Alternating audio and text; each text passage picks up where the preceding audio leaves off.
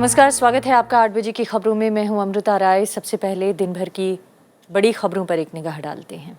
प्रधानमंत्री की ऑस्ट्रेलिया के उद्योगपतियों से भारत में निवेश की अपील। प्रवासी भारतीय कार्ड धारकों को आजीवन वीजा जल्द। लोकसभा अध्यक्ष सुमित्रा महाजन ने 22 नवंबर को बुलाई सर्वदलीय बैठक। संसद के शीतकालीन सत्र को सुचारू रूप से चलाने पर होगी चर्चा।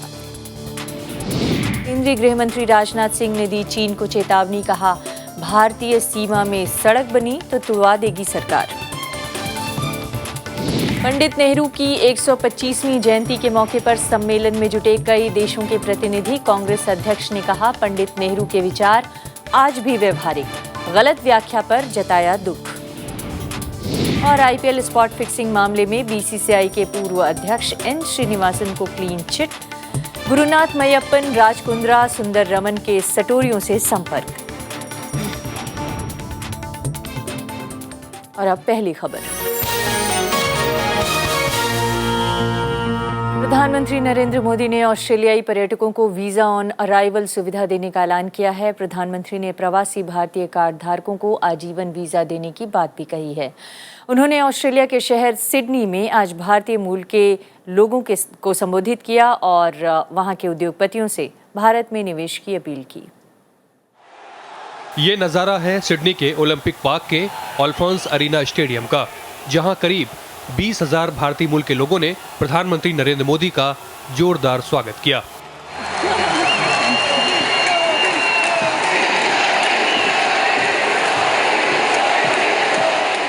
ब्रिस्बेन में G20 की बैठक के बाद प्रधानमंत्री सोमवार को सिडनी पहुंचे थे। उन्होंने कहा कि नई सरकार आने के बाद भारत तेजी से बदल रहा है। प्रधानमंत्री ने विदेशी निवेशकों और पर्यटकों से भारत आने की अपील की। दुनिया से हम इन्वेस्टमेंट चाहते हैं। हम मेक इन इंडिया का अभियान लेकर के बैठे हैं। मैं चाहता हूं विश्व भारत की धरती पर आए,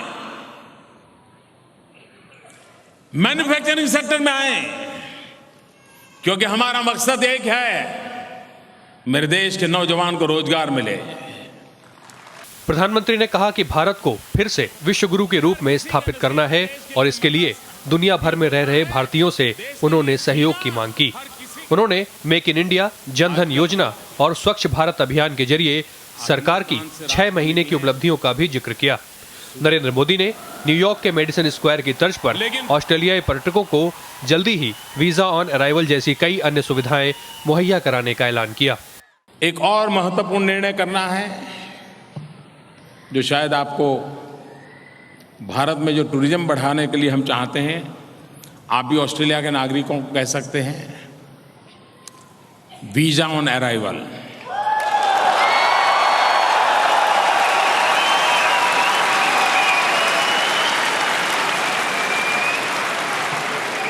खुश?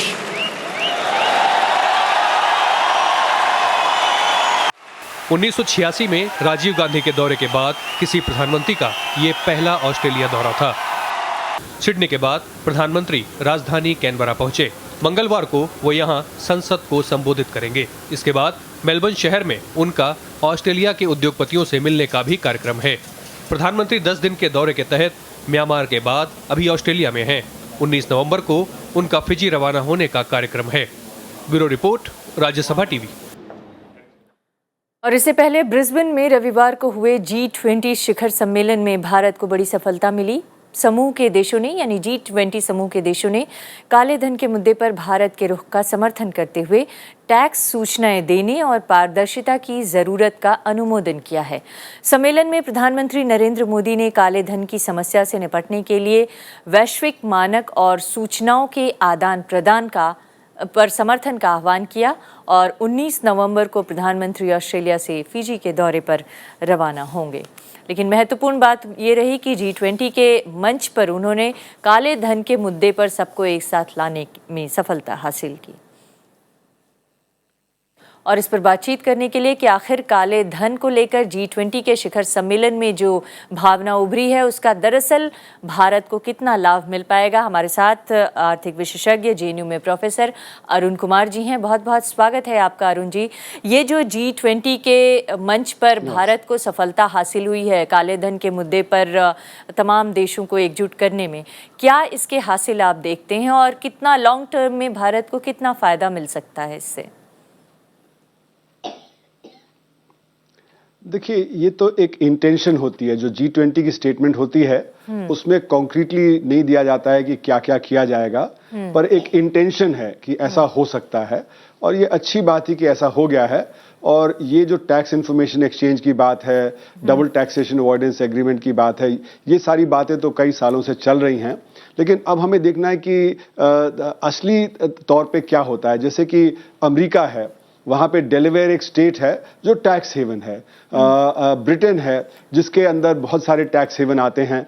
तो क्या अब ये हमें देखेंगे कि ये टैक्स हेवन जो हैं वो टैक्स हेवन की तरह काम ना करके और इंफॉर्मेशन प्रोवाइड करने के लिए तैयार होते हैं क्या? तो ये जो सारी चीज़ें हैं ये अब कॉन्क्रीटली देखना पड़ेगा कितना हो रहा है। जी, आपने कहा कि टैक्स हेवेंस को से काफ़ी हद तक मदद ली जा सकेगी, लेकिन सच्चाई तो ये है, बहुत सारे आर्थिक जानकार तो ये कहते हैं कि जो पुराना ढर्रा था, जो पुराने तरीके थे काले धन को बचाने के और टैक्स हेवेंस में ले जाके वहाँ इन्वेस्ट करने के या छुपाने के, वो अब बदल चुके हैं। तो क्या ये सारे एग्रीमेंट से कोई फ़ायदा होगा? नहीं, यही मैंने कहा कि अब हमें देखना पड़ेगा कि कितना जो इंग्लैंड है, कितना अमेरिका है, वो अपने टैक्स हेवन पे लगाम लगाने के लिए कितना राजी होते हैं।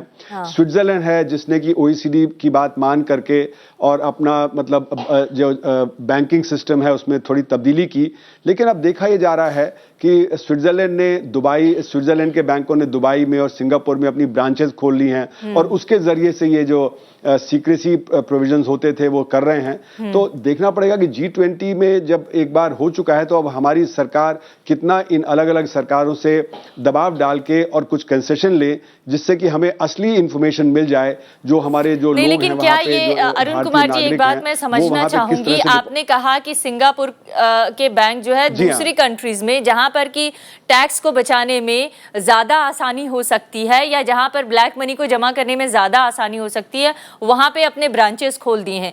तो क्या अगर कोई सरकार, जैसे मान लीजिए भारत की सरकार अगर सिंगापुर में किसी बैंक से ब्लैक मनी ले आने की बात करती है, उस बैंक में किसी का अकाउंट है लेकिन उस अकाउंट का पैसा कहीं और किसी और देश के ब्रांच में ट्रांसफर हो गया है, तो वो वापस ले आ सकती है? इस तरह के जो स्टेटमेंट आए हैं या जो G20 में जो एक भावना उभरी है उसके तहत? नहीं, यही मैंने इसलिए कहा कि जो ये सारे जो बैंकिंग सीक्रेसी को खत्म करने की बात है उस पे अब कॉन्क्रीट स्टेप्स लेने की जरूरत है कि जैसे मैंने कहा स्विट्जरलैंड के बैंकों ने अब सिंगापुर में और दुबई में ब्रांचेस खोल ली हैं और भारतीय पैसा अब स्विट्जरलैंड डायरेक्टली जाने की जगह इन जगहों पे ज्यादा जा रहा है। ये सुनने में आ रहा है। तो अगर हमें कुछ कॉन्क्रीटली करना है तो यहाँ पे कदम उठाने पड़ेंगे कि ये जो OECD कंट्रीज हैं उन पे G20 का दबाव पड़े, सिंगापुर और जो दूसरे फाइनेंशियल सेंटर्स हैं उन पे दबाव पड़े, मल्टीनेशनल बैंक है जैसे HSBC है जो यहाँ पे हाई नेटवर्थ इंडिविजुअल्स का पैसा निकाल के स्विस बैंकों में ले जाता था, उन पे असर पड़े। तो ये जो सारी जो सरकारें हैं जो ये सारे बड़े बड़े मल्टीनेशनल बैंक्स को ओन करती है, मतलब जहां से ऑपरेट करते हैं, उन मल्टीनेशनल बैंक्स पे दबाव डालें, फाइनेंशियल सेंटर्स पे दबाव डालें, तब कहीं जाके हमारे कुछ समस्या का समाधान होगा। जी, मैं अपने आप को करेक्ट करना चाहूंगी, हालांकि आपने उसको करेक्ट कर दिया था, लेकिन फिर भी मैं चाहूंगी क्योंकि मैंने सिंगापुर की बात की थी, लेकिन आपने कहा कि स्विट्जरलैंड के जो बैंक्स हैं उसने सिंगापुर और दुबई के में अपने ब्रांच खोल के इस तरह के जो काले धन की पैसे हैं या काला धन है उसको इधर उधर करने के प्रयास किए जा रहे हैं। लेकिन सवाल यह है कि आपने एक और बात कही, आपने कहा कि ये प्रयास पुरानी सरकारों के वक्त से चलता चला आ रहा है और अगर हम पुराने अभ्यास को देखें तो अब तक 3-4 सालों में कुछ भी नहीं हासिल हो सका। पुरानी सरकारों ने भी इन बातों को आगे बढ़ाया था, लेकिन कहाँ तक बात पहुंची? क्या हमने उसका कुछ भी लाभ उठाया? क्या हमने कोई भी इंफॉर्मेशन उन कंट्रीज से हासिल की है अभी तक? देखिए, अभी तक जो इन्फॉर्मेशन आई है वो चोरी की इन्फॉर्मेशन आई है। जैसे HSBC के बैंक में जो था जिनीवा में, उसका फ्रेंच सरकार के द्वारा आया। LGT बैंक का था, वो जर्मन सरकार के द्वारा आया। और रॉबर्ट एल्मर साहब जो जूलियन असांज के जो एसोसिएट हैं, उन्होंने कुछ चोरी करके जो जूलियन असांज को इन्फॉर्मेशन दी है। अब ब्रिटिश वर्जिन आइलैंड है, वहाँ की जो ICIJ जो इंटरनेशनल कंसोर्टियम ऑफ जर्नलिस्ट हैं, उन्होंने इन्फॉर्मेशन कुछ दी है। ये सब चोरी से या छुपी है। हमें सीधे सीधे अब मल्टीनेशनल बैंक से भी कहना पड़ेगा इन सरकारों के द्वारा कि आपके जो बैंक हैं वो ये सारा जो काम कर रहे हैं, इस पर रोक लगनी चाहिए। जैसे कि फोर्टिस बैंक जब कोलैप्स किया था 2008 में, तो पाया गया कि उसके 700 ब्रांचेस सब्सिडरीज टैक्स हेवंस में हैं। तो ये जो मल्टीनेशनल बैंक है, ये टैक्स हेवन में ऑपरेट करके और यहां से काला धन बाहर निकालने में जो लोग कमाते हैं उसको मदद करते हैं। तो इन सब पे रोक लगना चाहिए। ये जो अब नेक्स्ट स्टेप है हमारा सरकार का, ये होना चाहिए कि इन बैंकों पे जो हो और ये जो सीक्रेसी जो क्लॉजेज हैं उन पे असर पड़े। जी, आखिरी सवाल मैं ये जानना चाहूंगी, G20 में ये जो पहल की गई है, एक अच्छी नीयत भारत सरकार की तरफ से दिखाई गई है, लेकिन आप ये कह रहे हैं कि जो भी अब तक हमारे पास इंफॉर्मेशन आती रही वो चोरी छुपे लीकेज के थ्रू आती रही, वो कोई औपचारिक इंफॉर्मेशन बैंकों के जरिए या देशों के जरिए मुहैया नहीं कराया गया। लेकिन क्या ये G20 के स्टेटमेंट से हम ये उम्मीद कर सकते हैं कि अब औपचारिक जानकारियां आदान प्रदान होंगी और कौन से देश में कौन सा भारत का नागरिक टैक्स या बिना टैक्स के पैसे जमा कर रहा है, ये पता चल सकेगा?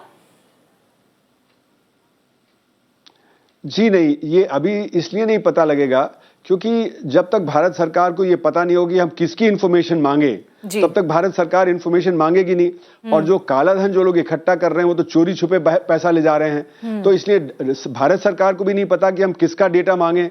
और जो स्विस सरकारें हैं या बाकी बाहर की सरकारें, उनको भी नहीं पता कि कौन सा पैसा गलत है, कौन सा पैसा सही है। तो इसलिए इंफॉर्मेशन किसकी मांगेंगे और वो किसकी इंफॉर्मेशन देंगे, उसके लिए जरूरी यह है कि देश में तहकीकात करना बहुत तेज करना पड़ेगा। जैसे कि हसन अली के केस में जब $8 बिलियन मिला था, उसी समय अगर नाम जब्त हो जाते तो हम इंफॉर्मेशन मांग सकते थे कि इनकी इंफॉर्मेशन चाहिए। पर अगर यहां पे हम लोग तहकीकात तेज नहीं करेंगे, क्योंकि जो पैसा बाहर जाता है वो 10% जाता है, 90% तो यहीं रहता है। अगर यहां पे 90% पकड़ा जाएगा तो 10% भी पकड़ा जाएगा। तो इसलिए यहां पे तहकीकात तेज करना पड़ेगा। बहुत बहुत धन्यवाद हमसे बातचीत करने के लिए अरुण कुमार जी। तो अरुण कुमार जी का मानना है कि इंटरनेशनल संधियां और इंटरनेशनल प्लेटफॉर्म पे ये काले धन का मुद्दा उठाना सही है, इससे कुछ फायदा जरूर मिल सकता है, लेकिन जरूरत इस बात की है कि देश के अंदर जो काला धन मौजूद है और जिस तरह की जांच करने की जरूरत है उस पर भी अमल किया जाए। आज की पहली खबर में इतना ही। संसद के शीतकालीन सत्र के मद्देनजर लोकसभा स्पीकर सुमित्रा महाजन ने 22 नवंबर को सर्वदलीय बैठक बुलाई है। संसद का सत्र 24 नवंबर से शुरू हो रहा है। संसद के सत्र के पहले तमाम मुद्दों और विधेयकों पर आम राय बनाने के लिए ये बैठक बुलाई गई है। संसदीय कार्य मंत्री एम वेंकैया नायडू ने उम्मीद जताई है कि तमाम मुद्दों पर विपक्ष के साथ आम राय बनाने की कोशिश होगी। उन्होंने तमाम दलों से सहयोग की भी अपील की है। सरकार कई लंबित विधेयकों को इस सत्र के दौरान पारित कराने की कोशिश में है और राज्यसभा में संख्या बल की कमी के मद्देनजर उसे इसके लिए विपक्ष के सहयोग की दरकार होगी। कांग्रेस को नेता विपक्ष का पद नहीं मिलने के बाद जनता परिवार के कई दलों ने इस बार संसद में एकजुटता दिखाने की रणनीति भी अपनाई है। Bureau report, Rajya Sabha TV. केंद्रीय गृह मंत्री राजनाथ सिंह ने चीन को चेतावनी दी है कि वो भारतीय सीमा में सड़क न बनाए। राजनाथ सिंह ने चीन को भारत की भावनाओं का ख्याल रखने की भी नसीहत दी है और उनका कहना है कि भारत अपने पड़ोसी देशों के साथ सौहार्दपूर्ण संबंध चाहता है। झारखंड के कान्हा चट्टी में गृह मंत्री राजनाथ सिंह ने चीन को कड़ी चेतावनी दी। उन्होंने सोमवार को कहा कि अगर चीन भारतीय सीमा में सड़क बनाता है तो उसे तोड़ने के अलावा कोई विकल्प नहीं होगा। गृह मंत्री के मुताबिक भारत अपने पड़ोसियों से बेहतर रिश्ते रखना चाहता है। चीन को भी भारत की ये बात समझनी होगी। पिछले दिनों बीएसएफ की खुफिया रिपोर्ट में खुलासा हुआ था कि चीन भारतीय सीमा के पास पाकिस्तानी सेना को प्रशिक्षण दे रहा है। हालांकि चीनी विदेश मंत्रालय ने आज इन खबरों से इनकार किया है। Bureau report, Rajya Sabha TV. Congress अध्यक्ष सोनिया गांधी ने कहा है कि धर्मनिरपेक्षता ही भारत जैसे विविधता वाले देश की पहचान है और पूर्व प्रधानमंत्री पंडित जवाहरलाल नेहरू की 125वीं जयंती के मौके पर दिल्ली में हो रहे सम्मेलन में उन्होंने ये बातें कही हैं। सोनिया गांधी ने कहा कि आज नेहरू के विचारों पर खतरा पैदा हो गया है। 2 दिन के इस सम्मेलन में कई मुल्कों के प्रतिनिधि और नेहरू की विरासत और दुनिया को उनके योगदान को याद करने के लिए इकट्ठे हैं। दिल्ली के विज्ञान भवन में सोमवार को विभिन्न राजनीतिक दलों के नेताओं के साथ अंतर्राष्ट्रीय प्रतिनिधि जुटे। पंडित नेहरू की विरासत और दुनिया को उनके योगदान पर चर्चा के पहले दिन सम्मेलन में उन्हें श्रद्धांजलि देकर याद किया गया। Nehru as a nationalist would say that he cannot tolerate alien domination. Nehru also as a nationalist would say, but this also should lead India to economic and social change. Indeed, to Africa, especially those countries which were British colonies, Nehru was the inspiration for our independence aspirations. Prime Minister Nehru encouraged our king to end Bhutan's policy of self-imposed isolation and embark on a process of planned development for which India would extend full support. सम्मेलन की शुरुआत में कांग्रेस अध्यक्ष ने कहा कि पंडित नेहरू ने धर्मनिरपेक्षता के सिद्धांत को अपनी नीतियों में सबसे ऊपर रखा था। There could be no Indianness, no India without secularism. Secularism was and remains more than an ideal. It is a compelling necessity for a country as diverse as India. Sonia Gandhi ने लोकसभा और हालिया विधानसभा चुनाव में पार्टी की हार के मद्देनजर कार्यकर्ताओं का मनोबल बढ़ाने के लिए नेहरू की कुछ पंक्तियां दोहराई। In a democracy, we have to know how to win and how to lose with grace. Those who win should not allow this to go to their heads. Those who lose should not feel dejected. Nehru की विरासत पर हो रहे इस सम्मेलन के जरिए कांग्रेस गैर बीजेपी और गैर एनडीए धर्मनिरपेक्ष दलों को भी एक साथ लाने की कोशिश में दिख रही है। सम्मेलन के पहले दिन तृणमूल कांग्रेस प्रमुख ममता बनर्जी, सीपीएम नेता प्रकाश कारात, सीताराम येचुरी, पूर्व प्रधानमंत्री और जेडीएस नेता एचडी देवेगौड़ा शामिल हुए। इनके अलावा जेडीयू अध्यक्ष शरद यादव, सीपीआई नेता डी राजा और एनसीपी के महासचिव डीपी त्रिपाठी ने भी शिरकत की। सम्मेलन में Samajwadi party, BSP, DMK, national conference और टीडीपी का कोई प्रतिनिधि मौजूद नहीं था। विशाल दहिया, राज्यसभा टीवी। महाराष्ट्र की बीजेपी सरकार में शिवसेना के शामिल होने की संभावना बन रही है। पीटीआई के मुताबिक आरएसएस प्रमुख मोहन भागवत ने शिवसेना प्रमुख उद्धव ठाकरे से इस मसले पर बातचीत भी की है।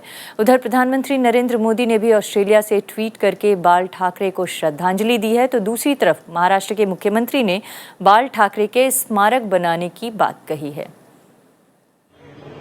शिवसेना के संस्थापक बाल ठाकरे की दूसरी पुण्यतिथि पर मुंबई में श्रद्धांजलि देने मुख्यमंत्री देवेंद्र फडणवीस भी पहुंचे। उन्होंने शिवसेना के साथ आने पर तो कुछ नहीं कहा, लेकिन बाल ठाकरे के स्मारक के लिए समिति के गठन की घोषणा की। महाराष्ट्र की सरकार ने मुख्य सचिव के नेतृत्व में एक समिति निर्माण करने का निर्णय लिया है, जो श्री उद्धव ठाकरे जी और अलग अलग पार्टियों के नेताओं से बातचीत करके एक उचित स्मारक बाला साहेब जी के व्यक्तित्व को जो शोभा देगा, इस प्रकार का एक स्मारक इस मुंबई में हम तैयार करेंगे। उधर बाल ठाकरे को श्रद्धांजलि देने पहुंचे शिवसेना नेता मनोहर जोशी ने कहा कि शिवसेना और बीजेपी के साथ आने की संभावना मजबूत है, लेकिन इसकी समय सीमा तय नहीं। उन्होंने कहा कि आखिरी फैसला पार्टी अध्यक्ष उद्धव ठाकरे करेंगे। इस बीच एनसीपी ने आगे की रणनीति तय करने के लिए पार्टी के वरिष्ठ नेताओं की मंगलवार से 2 दिन की बैठक बुलाई है। राज्य से करीब 240 नेता बैठक में हिस्सा लेंगे। Bureau report, Rajya Sabha TV. Delhi में विधानसभा चुनाव की तारीखों का अभी ऐलान नहीं हुआ है, लेकिन अलग अलग राजनीतिक दल तैयारियों में जुट गए हैं। कांग्रेस ने राजधानी में जहां जनसंपर्क अभियान शुरू कर दिया है, वहीं आम आदमी पार्टी ने अपने 22 उम्मीदवारों के नामों का ऐलान कर दिया है। दूसरी तरफ बीजेपी ने भी केंद्रीय मंत्रियों समेत अपने तमाम बड़े नेताओं और सांसदों को चुनाव प्रचार में उतारने का ऐलान किया। दिल्ली में 16 साल से सत्ता से बाहर रही बीजेपी इस बार विधानसभा चुनाव करो या मरो वाली तर्ज पर लड़ने की तैयारी कर रही है। बीजेपी ने केंद्रीय मंत्रियों समेत 100 से अधिक सांसदों को चुनाव प्रचार में उतारने का फैसला किया है। उन्हें दिल्ली में अलग अलग जगह जाकर कार्यकर्ताओं में जोश जगाने की जिम्मेदारी दी जा रही है। 1 दिसंबर से दिल्ली में सभी 2700 पोलिंग स्टेशनों पर पार्टी जनसभाएं करेगी। हर सभा में बीजेपी का कम से कम एक सांसद मौजूद रहेगा। हमारे 2700 शक्ति केंद्र हैं और हमारे जो बूथ हैं, हमारे चुने हुए गर्व है हमको, हमारे इतने सारे सांसद हैं भारतीय जनता पार्टी के ऊपर।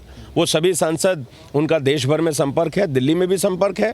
वो अपने यहाँ के लोगों को, जो उनके क्षेत्र के लोग यहाँ रहते हैं, उनसे संपर्क करना चाहते हैं, तो निश्चित रूप से पार्टी के जो सांसद हैं वो क्षेत्रों में जाएंगे। बीजेपी का यह फैसला इसलिए भी अहमियत रखता है क्योंकि वे दिल्ली विधानसभा चुनाव पूरे देश की राजनीति में खास अहमियत रखते हैं। बीजेपी के इस कदम से कई मंत्री और सांसद अपने प्रभाव से मुकाबला पार्टी के पक्ष में मोड़ सकते हैं। वहीं कांग्रेस और आम आदमी पार्टी भी आगामी विधानसभा चुनाव पूरी ताकत से लड़ने का ऐलान कर चुकी है। बहरहाल दिल्ली विधानसभा भंग होने के बाद चुनाव की तारीखों के ऐलान पर सबकी निगाहें टिकी हैं। Vipin Chauhan, Rajya Sabha TV. IPL spot fixing मामले में बीसीसीआई के पूर्व अध्यक्ष एन श्रीनिवासन को क्लीन चिट मिल गई है। सुप्रीम कोर्ट में पेश मुद्गल कमेटी की रिपोर्ट में ये खुलासा हुआ है। रिपोर्ट में राजस्थान रॉयल्स के टीम के मालिक राज कुंद्रा और आईपीएल के पूर्व सीईओ सुंदर रमन के सटोरियों के साथ संपर्क होने की बात कही गई है। रिटायर्ड जस्टिस मुद्गल कमेटी की रिपोर्ट बीसीसीआई के पूर्व अध्यक्ष एन श्रीनिवासन के लिए राहत भरी रही। सुप्रीम कोर्ट में पेश रिपोर्ट में कहा गया है कि मैच फिक्सिंग की गतिविधियों में श्रीनिवासन शामिल नहीं थे। हालांकि इस संबंध में उन्हें जानकारी थी।